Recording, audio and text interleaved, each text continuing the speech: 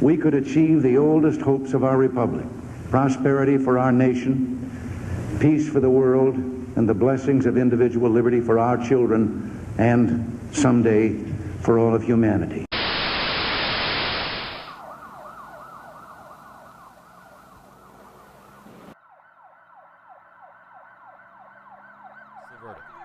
Vincent Chin would be alive today if he were not Asian. And there is no question about that in any of our minds. Do you think this trial will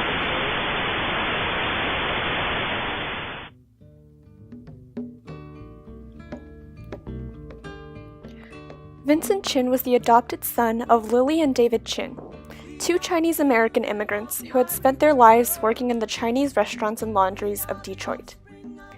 In high school, Vincent joined the track team, wrote poetry, and fished with his friends on weekends. His family and friends described him as easygoing. Up until June 19, 1982, Vincent had never been in a fight. 5 days before his wedding, Vincent and his friends went to the Fancy Pants strip club in Detroit to celebrate his bachelor party. Ronald Evans and his stepson, Michael Nitz, who were two auto workers, were also at the club. The club's dancers witnessed them yelling racial slurs at Vincent and one of his Asian friends. They called him chink, nip, and fucker. After a few drinks on both sides, a fight broke out. Assuming he was Japanese, they yelled to Vincent, "It's because of you little motherfuckers we're out of work." At the time, 30,000 American auto workers had lost their jobs due to the increasing success of the Japanese auto industry. Vincent Chin by himself knocked down Michael Nitz and Ronald Evans and Michael Nitz. Michael and Ronald are big guys, 6'4", okay, baseball player. But Vincent's a small guy.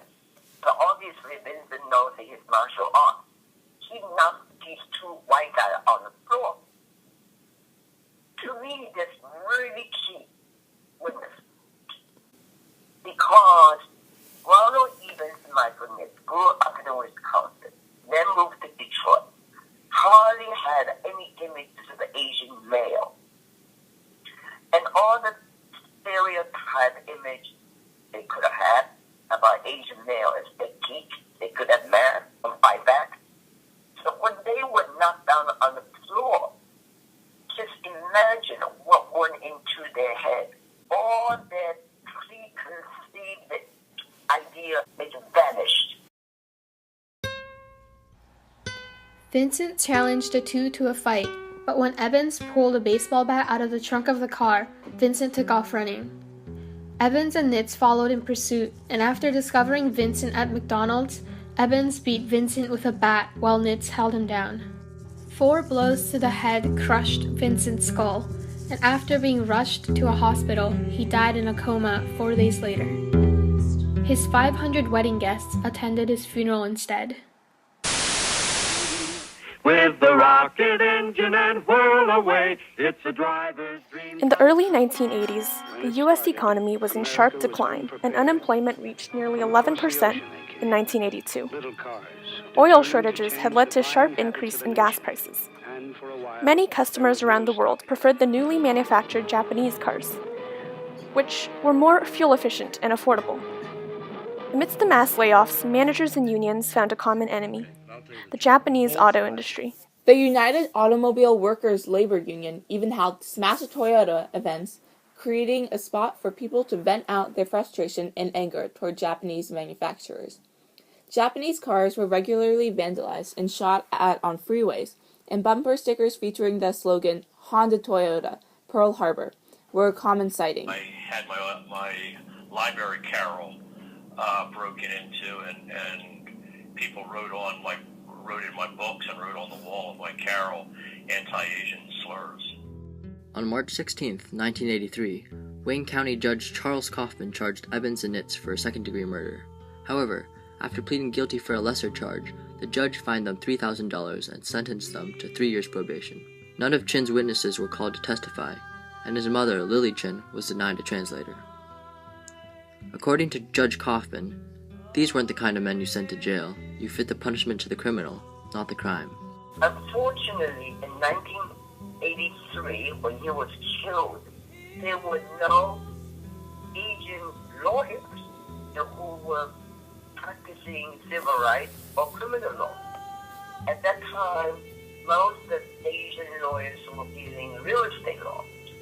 So they were only able to find a real estate lawyer. To this day, the men live comfortable lives and neither has served jail time. The unfair verdict jolted various Asian American communities. Hate crimes against certain ethnicities of Asian Americans had occurred in the past, but in 1982, nearly all ethnicities had been somewhat scapegoated for the failing auto industry. My brother Willie was riding his bike down the street, and the neighborhood bully had a rope, and he made like a lasso out of it, and he successfully swung the lasso around my brother's neck when he was riding down the street in his bike. And my brother had rope burns under his neck. Craig just said he was sorry. My father just looked at him and said, "Don't ever let this happen again." And I remember screaming, you know, "That's all you're going to say to him, Dad?" You know what I mean? Don't want a piece of your pie. For the first time, people of various Asian ethnicities united under a Pan-Asian movement led by American Citizens for Justice, an organization dedicated to demanding a retrial for Chin's murder. The activists had no experience with civil rights cases, but this uncanny amalgamation of waiters, lawyers, auto workers, and more would direct the legal proceedings for the 5 years to come. Repeatedly, the activists wrote the press, politicians, and the U.S. Department of Justice.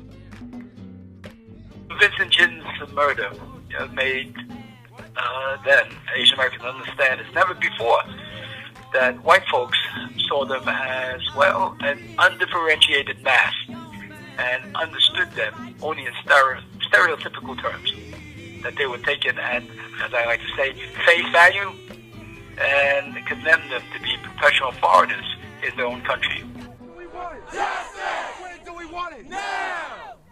At the forefront of the movement was a team of women, a young Asian American journalist named Helen Zia, Michigan's only female Asian lawyer Lisa Chan, Asian American filmmaker Christine Choi, and Vincent Chin's immigrant mother Lily Chin.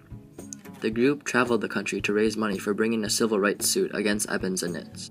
Like the weight of the world was on my... Helen Zia continuously issued press releases, and after telling Vincent's story to the New York Times, a national media campaign was launched. Pan-Asian coalitions formed throughout the United States and helped fundraise for ACJ's cause. ACJ insisted Vincent's murder was racially motivated. Many people disagreed. A white professor that Helen Zia consulted with contended that civil rights laws were only intended to protect African Americans. An acclaimed civil rights group, American Civil Liberties Union, believed that the verdict was Vincent's lawyer's fault for not having been prepared. In late 1983, ACJ, or American Citizens for Justice, met at the Ford Motor World Company headquarters. Of the 2,000 attendees, many began to feel discouraged. Then came a pivotal moment, when a computer programmer in the crowd suddenly stood up and said, "I've worked hard for my company for 40 years. They always pass me over for promotion, because I'm Chinese. I've trained many young white boys, fresh out of college, to be my boss. I never complain, but inside, I'm burning. This time, with this killing, I must complain. What is the point of silence if our children can be killed and treated like this?" I am looking for freedom. The ACJ forged on and organized their first public protest later that year in Kennedy Square of downtown Detroit. Asian Americans of all classes picketed with signs demanding justice for Vincent. The phenomenon was widely publicized as the people of Detroit, a small town with less than 1% of its population being Asian, witnessed a mass mobilization of Asian Americans for the first time. Local businesses shut down so employees could participate in protests.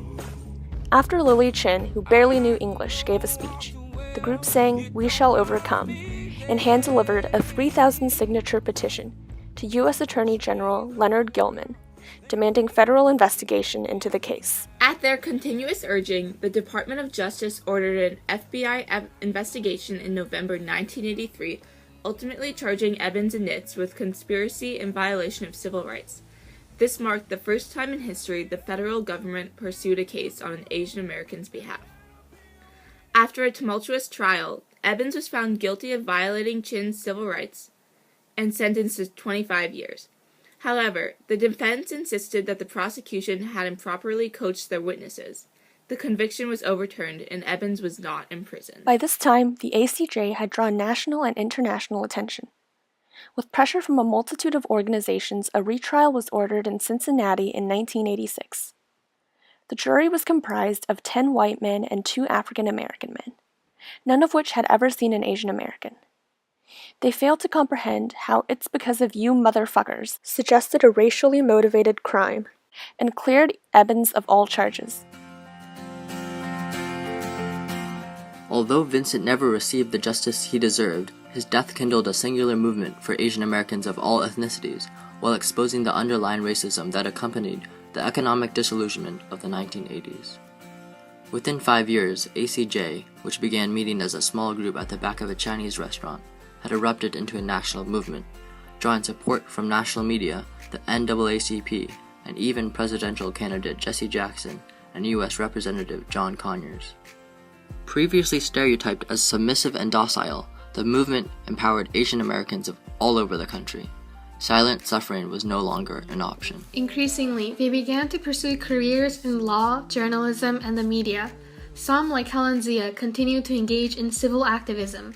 Others, like William Way, went on to create the first Asian American Studies college programs. There's a heightened ethnic consciousness that people have, and the need to basically participate in social movements, to stand up for your rights as Americans. Christine Choi produced the film Who Killed Vincent Chin. She became the first Asian American Oscar nominee for Best Documentary. At every screening I go, I'm the only non-white, almost. No wonder last year there's an Oscar so white. It's absolutely true. A decade after Vincent's case was closed, Representative Conyers, an ally of ACJ, introduced the first piece of national hate crime legislation, the Hate Crimes Prevention Act of 1997, citing Vincent's murder as a motivating factor. The act marked a turning point in the defense of all American citizens' human rights. Little could Vincent Chin have known that his death, lightly overlooked by a Wayne County judge, would spur a national revolution. Little could he have known that his death would give birth to Asian America. Now I'm floating so